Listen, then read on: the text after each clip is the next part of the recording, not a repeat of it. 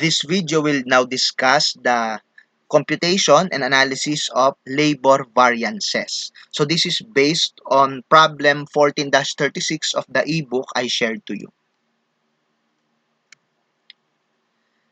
So let's first compute the labor rate variance. So the formula is the difference between the actual rate and standard rate times the actual hours. Each employee will have a separate rate variance, then we will get the sum. So katulad siya nung sa materials price variance, no. So let's have the rate variance for George and Earl.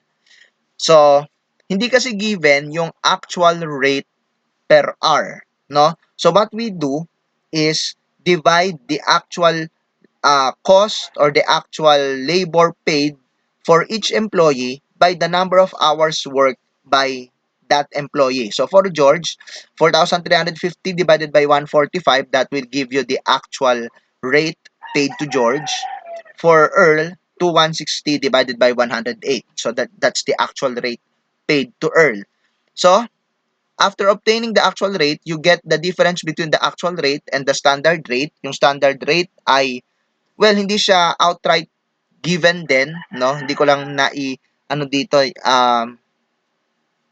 wait, given pala siya, sorry. Okay? So, given pala yung price per hour, no? Standard price per hour. So, 30 tsaka 20, no?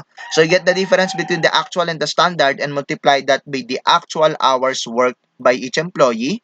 So, yan, ang lumalabas ay 0, no? So, ibig sabihin wala tayong rate variance in this problem.